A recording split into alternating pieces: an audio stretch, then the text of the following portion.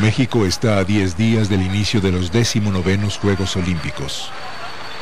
El movimiento estudiantil cumple 2 meses y 10 días de haber iniciado y enfrenta la constante acción represiva del ejército y la policía que hasta ese momento ha provocado más de una decena de muertes.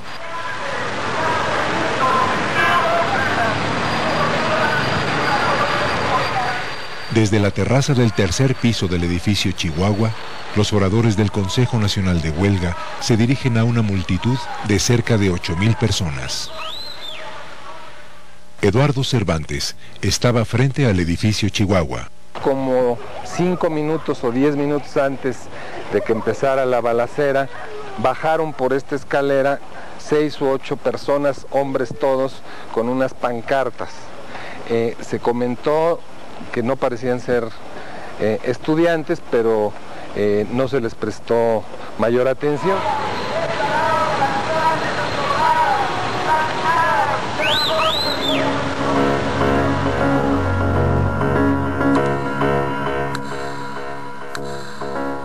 Tres contingentes del ejército habían tomado posiciones.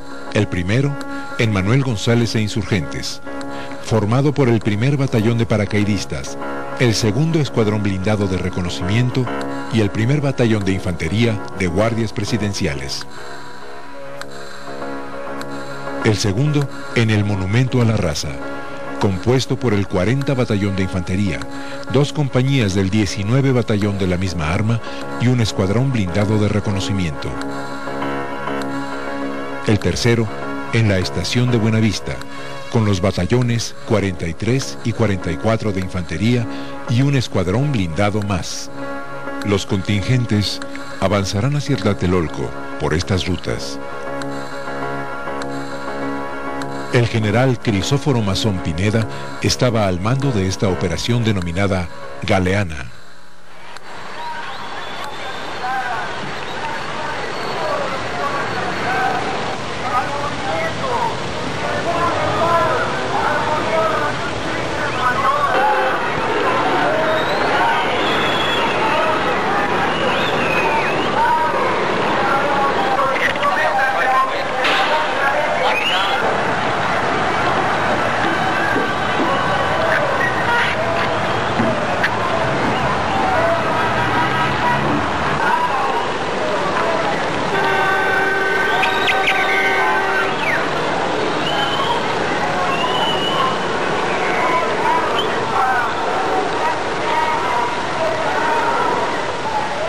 Y me asomé para querer escuchar lo que estaba diciendo el líder en ese momento,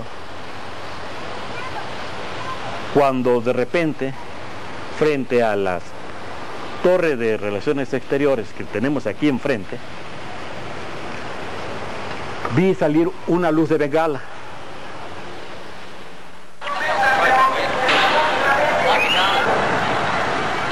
Los elementos del primer batallón de fusileros paracaidistas inician su avance hacia la plataforma de la plaza. Instantes después, otras 2 bengalas caerán en la misma zona de la plaza. Abrí las ventanas del baño por curiosidad, asomándome a ver qué era lo que estaba sobrevolando. Entonces me di cuenta que era el helicóptero y en el momento que lanzó 2 bengalas verdes. Me parece que cuando salió la luz de bengala fue acompañada de un conjunto de resplandores, ¿no? Pero eso no lo recuerdo bien. Sí recuerdo que la luz fue cayendo lentamente y fue cuando casi entra en contacto con el suelo que empezaron a disparar.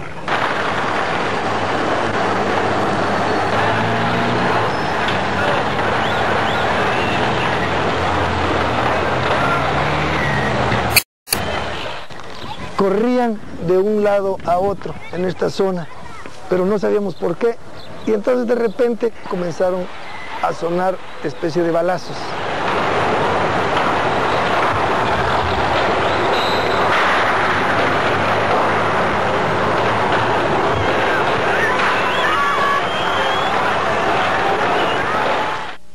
El reportero Francisco Ortiz Pinchetti se encontraba en ese lugar. Se oye un ruido como un trueno, un aparato, quizá una tanqueta que entraba. En eso estábamos justamente cuando atrás de nosotros por la misma escalera que yo había subido poco antes, aparecen estos individuos vestidos de civil, que en un primer momento pienso que son estudiantes que se van a defender, traen armas. Pero inmediatamente nos empiezan a insultar y a ordenar que nos repleguemos hacia el fondo, a la pared donde están los elevadores, y ellos se quedan del lado de que da la terraza, dando la espalda inicialmente porque nos tienen encañonados. Es el momento en que yo veo a uno de ellos con una pistola escuadra que se voltea hacia la plaza y hace los primeros disparos. En la misma terraza se percibe un resplandor. Después, la llamarada de un disparo.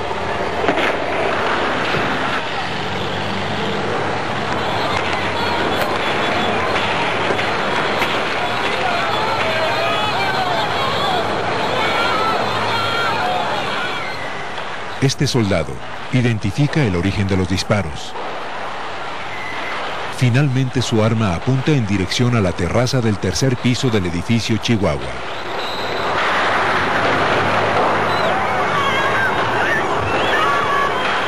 Entonces no existían estas rejas.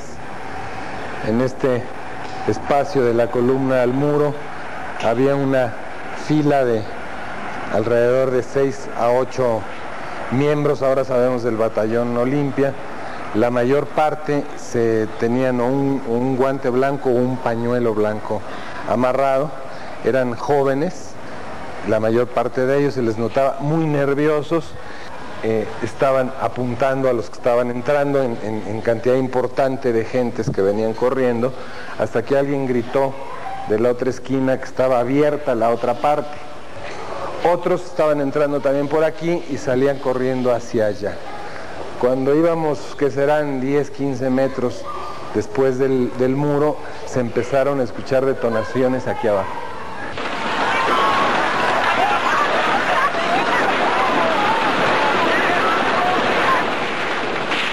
Un soldado protege con su cuerpo a un niño. Alguien cojea. Decenas de acciones simultáneas.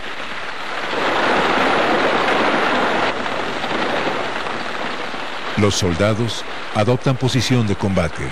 Disparan en dirección al ala sur del edificio Chihuahua. Un disparo impacta en la marquesina del edificio.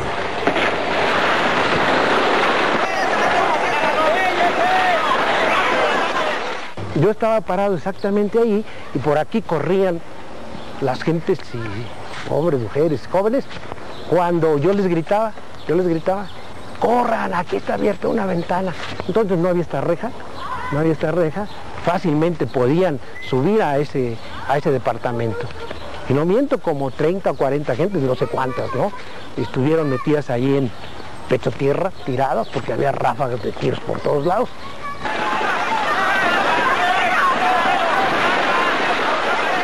Ahí en Querétaro había un muchacho recién casado que nos abrió la puerta para que pudiéramos entrar.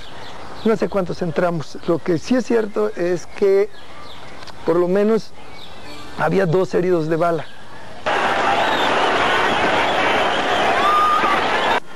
Yo alcanzo a ver gente que se retira de la plaza me quedaba a la izquierda de mi vista.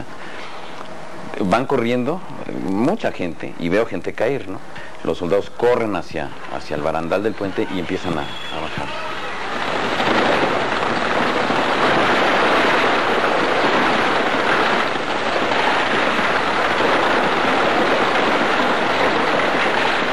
Elementos del 44 Batallón de Infantería se movilizan al sur de la plaza.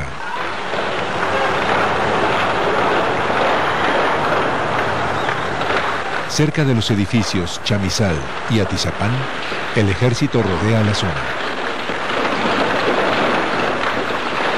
En el 8º piso del Atizapán vivía la familia Baliñas. Yo estaba ahí, digo de chiste, cuidado, y me tiro, y en eso yo veo volar vidrios. Al ver volar vidrios, veo que mi hermana, la que tenía 11 años, se levanta el vestido y le veo dos marcas negras, ¿no? y dice me dieron. ¿Quiénes dispararon? Los soldados. Los edificios Atizapán e Iste 11, ubicados a unos 200 metros de la plaza, son atacados. Las balas han provocado muertes en los edificios Molino del Rey, Revolución de 1910, 5 de febrero, Aguascalientes, San Luis Potosí, Tamaulipas, en la Torre de Relaciones Exteriores y en el Chihuahua. Los agrupamientos militares avanzan desde el poniente y desde el sur, forzando la huida de la mayoría de los manifestantes por el norte de la explanada.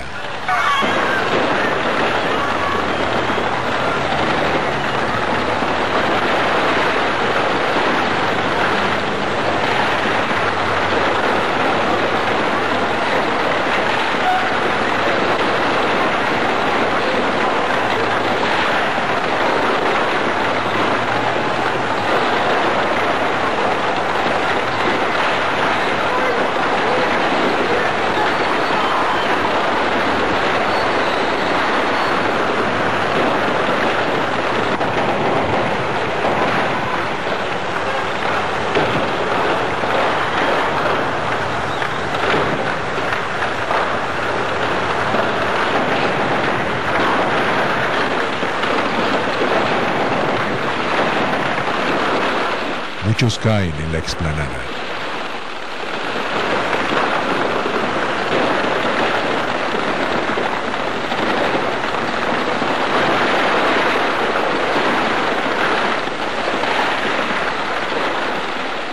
Y nomás veía cómo corrían para acá, corrían para allá. Y en la puerta de eso es lo que no perdono jamás. En la puerta de la iglesia se veía desde lejos, así el montón de... Haz de cuenta que lavaron ropa y la dejaron tanto en el suelo como en la puerta de la iglesia, el montón de colores. La iglesia cerró sus puertas desde el inicio del ataque. Decenas yacen en el suelo. Es imposible calcular cuántos han sido alcanzados por las balas.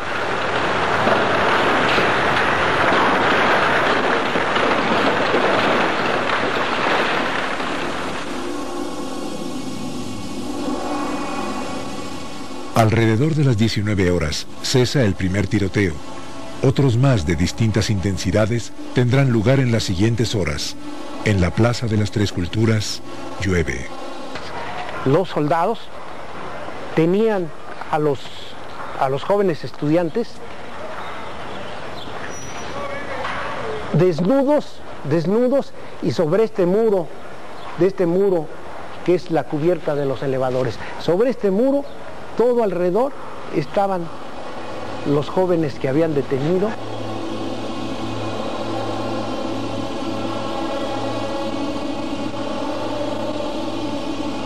Empezaron a meterse los policías y los soldados a los edificios. Entonces, a mí me tocaron, abro y se meten 3 soldados. Dicen, nos vamos a llevar a los muchachos. ¿Y por qué?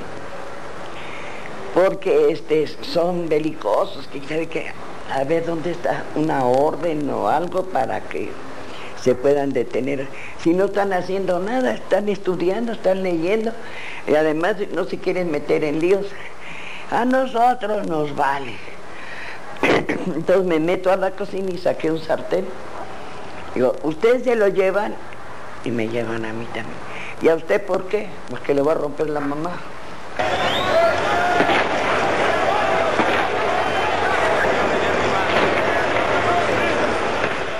No se daban los médicos abasto, era una cosa pavorosa, se les vino un caos. El hospital estaba saturado, no había quirófanos, no había material de curación, no había anestesia. A mí me operaron sentada y en un mismo lugar estábamos 4 personas.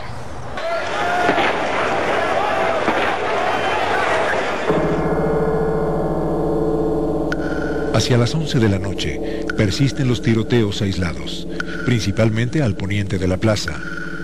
Un departamento se incendia en el edificio Chihuahua. La batalla de Tlatelolco prácticamente ha concluido. Más de 2.000 detenidos son trasladados a diferentes lugares, la mayor parte de ellos al campo militar número 1.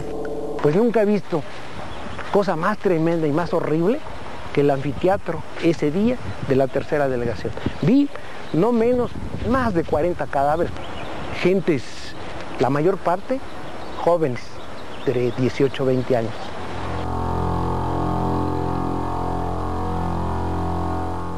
Ya en la madrugada, pues la curiosidad normal de uno, pues entre las cortinas a ver qué pasaba, y era dantesco aquel espectáculo. Ahí enfrente tenemos la ceremonia de la zona arqueológica.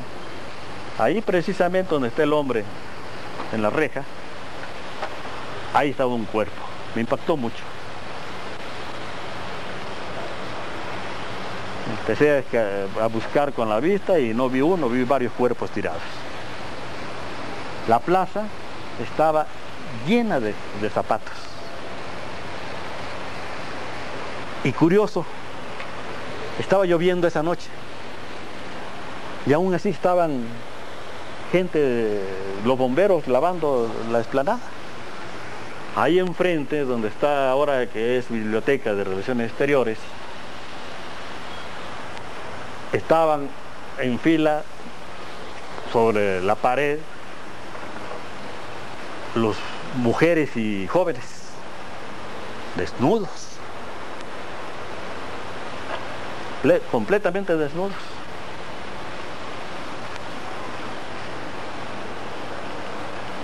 Y vi tanquetas y camiones del ejército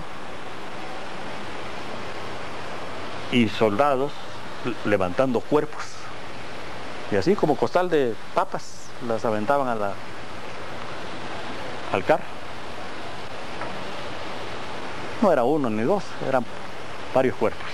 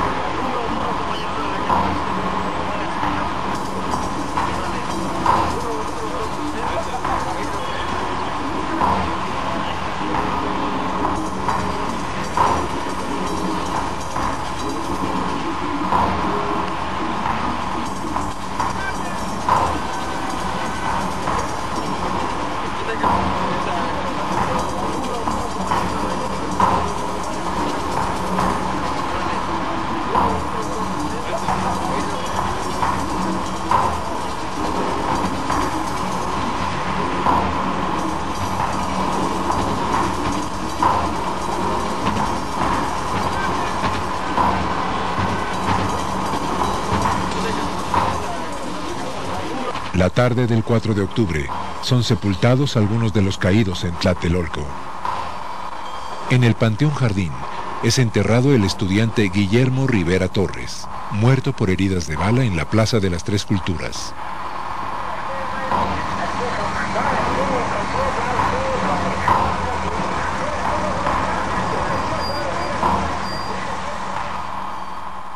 Días después, en fecha indeterminada, una manifestación encabezada por familiares de las víctimas concluye con un mitin frente a la Cámara de Diputados.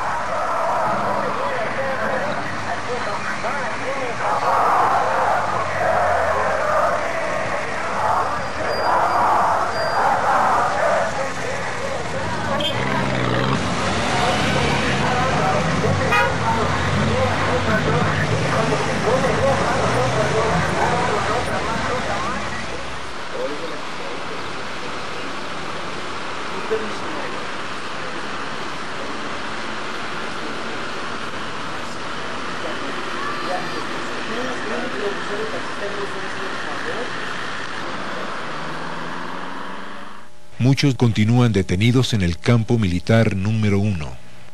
Días más tarde, serán enviados a distintas cárceles de la Ciudad de México.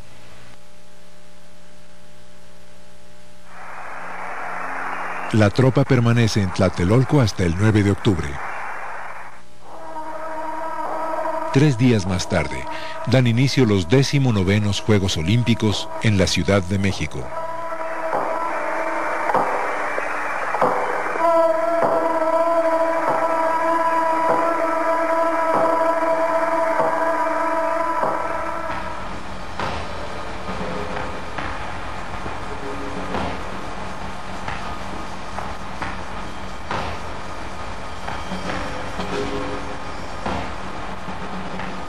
Once meses más tarde, el presidente Gustavo Díaz Ordaz habla. Asumo íntegramente la responsabilidad personal, ética, social, jurídica, política e histórica por las decisiones del gobierno en relación con los sucesos del año pasado.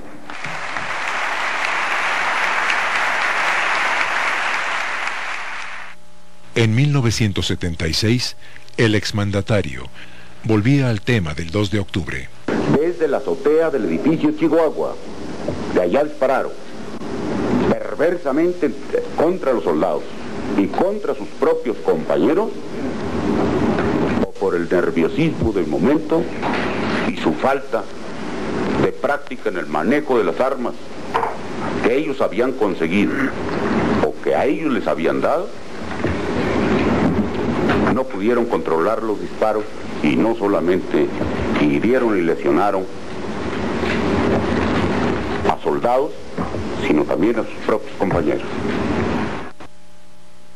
Las claves de los sucesos del 2 de octubre están ocultas en decenas de episodios de un conflicto que durante más de 2 meses enfrentó al gobierno mexicano con una multitudinaria organización estudiantil.